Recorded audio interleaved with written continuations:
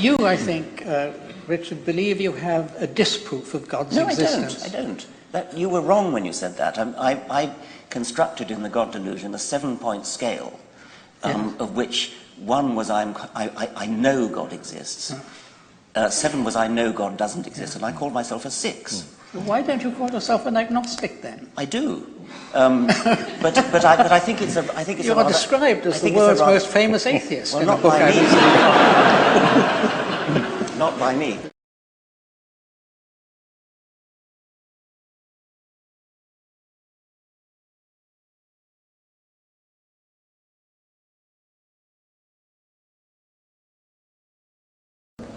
Secondly, what about atheism? Well, I hate to correct him about his definition of atheism, but he's simply wrong. Atheism is not just the absence of belief in God.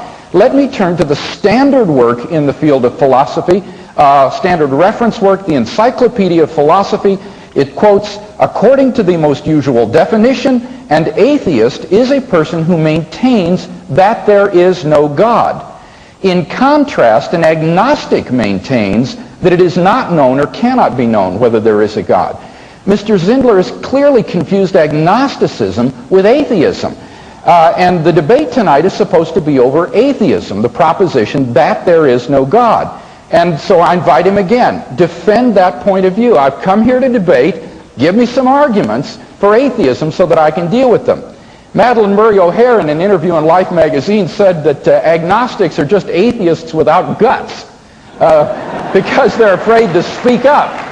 So we're not here to just talk about agnosticism. I want to hear the arguments for atheism. Why is that important? Well, simply this. Even if all the evidence that I gave for Christianity is wrong, that doesn't prove that God does not exist. Kai Nielsen, an atheist philosopher, writes, to show that an argument is invalid or unsound is not to show that the conclusion of the argument is false.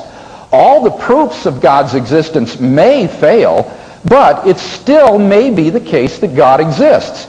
In short, to show that the proofs do not work is not enough by itself. It may still be the case that there is a God. So he's got to give us a positive case for why God does not exist. Let's look first at that first major contention, that agnosticism is untenable in numerous ways. Now, the first thing that we need to understand is that there are different varieties of agnosticism. There is, for example, what we might call ordinary agnosticism, which is really just a personal confession of ignorance as to whether God exists or not. On the other hand, there's what we might call ornery agnosticism, which says that you can't know whether God exists or not. Now, in my critique of agnosticism, I'm going to make basically 4 points concerning these. Number 1, ornery agnosticism is philosophically untenable. Ornery agnosticism says that it's impossible to know whether God exists or not. Now, that is a very bold and sweeping claim. It needs justification. Anybody who defends that claim is making an assertion and also has to bear the burden of proof. But the problem is that no one has been able to come up with a good argument that the knowledge of God is impossible. Kant's argument, referred to by Dr. Hughes, for example, is system-dependent upon Kant's theory of knowledge, which virtually no one today adopts. And therefore, Kant's agnosticism, I think, provides no grounds for holding to this sort of ornery agnosticism. And in fact, Dr. Hughes, I don't think, would defend this dogmatic agnosticism. But that leads me then to my second point, that ordinary agnosticism is practically untenable. You see, the ordinary agnostic is in a position of doubt, and maybe even bewilderment. He hears arguments for theism on the one hand, and maybe some of these arguments seem pretty convincing to him. On the other hand, he hears arguments for atheism, which in his mind have exactly the same weight as the arguments for theism. The arguments pro and con must be exactly equal in their weight, so that in the agnostic's mind, the scales in which the evidence is being weighed are absolutely balanced and do not tip one way or the other. Now, my argument is that such a position, while possible theoretically, is impossible practically. Though you might go through a temporary crisis of agnosticism, Sooner or later, as you go through life, the scales will tip in one direction or the other in your thinking. They don't need to tip decisively, as Dr. Hughes has said. To be an atheist, you don't need to be 100% positive that God does not exist. And to be a theist, you don't need to have absolute certainty that God exists. It's just on balance that one alternative seems more probable in your thinking than the other. Let me illustrate my point. My kids have a joke about what would happen if a rooster laid an egg on the peak of the barn roof. Which way would the egg roll? Well, the kids get out of that dilemma by pointing out that roosters don't lay eggs. But things aren't so easy for the agnostic. You see, the agnostic's philosophical egg has to stay balanced precisely on the peak of the roof, lest it roll to the one side, which is atheism, or to the other side, which is theism. And it has to do this balancing act throughout an entire lifetime. But that's just impossible, practically. Sooner or later, the probabilities will lean in one direction or the other in your thinking. And you'll either believe there probably is a God, or else there probably is no God. So the debate tonight really is, in the end, between theism and atheism. And you have to decide in your thinking which one is more probably true. That leads me to my third point. Either type of agnosticism is existentially untenable. That is to say, agnosticism is personally unlivable because it leaves undecided man's deepest existential questions about the meaning and value of life. Whether God exists or not is going to have a decisive effect upon how you answer such questions personally. For if God does not exist, man and the universe are without ultimate meaning or value.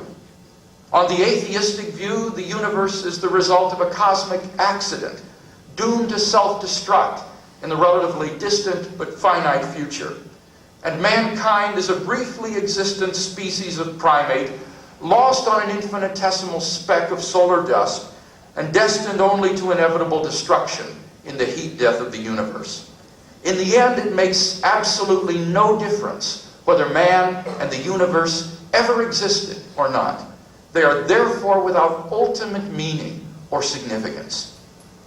Similarly, on the atheistic view, there are no objective standards of moral value, of right and wrong. Moral values are either just the expression of personal taste, or else judgments about behavior ingrained into us by evolution or society. There are no objective, transcendent values which tell us what we ought and ought not to do. And even if there were, why do what is right when it conflicts with your own self-interest? There's no hereafter, so why not live totally for self? Acts of self-sacrifice are particularly inept on an atheistic worldview. Why should I give up my all-too-brief existence for the sake of someone else? Forget it. If there is no immortality, then let's just eat, drink, and be merry, for tomorrow we die. The point that I'm trying to make is that the choice between atheism and theism is one that touches all of us at the deepest level of our being and determines how we shall answer the profoundly practical question, how shall I then live? Since the agnostic either cannot or will not answer the question about God's existence, neither can he answer the practical question about how he should live. But the problem is that the practical question is existentially unavoidable. For every day we do go on living, and so implicitly answer the question, how shall I then live? Are you going to live like atheism is true, as though life has no meaning or value? Or like theism is true? Every day, by your behavior, you implicitly answer this question. Agnosticism is thus existentially untenable. It's a nice theory that cannot be lived. And finally, we come to my fourth point. Rational agnosticism is not incompatible with Christianity. Now, this may come as something of a surprise, but it's a fact that many of the greatest skeptics in history were also Christian believers. And a great many of today's most influential philosophers, such as Alvin Plantinga, William Alston, and John Hick hold that it is rational to believe in God even without arguments. And Dr. Hughes' example of Immanuel Kant would be another illustration of this point.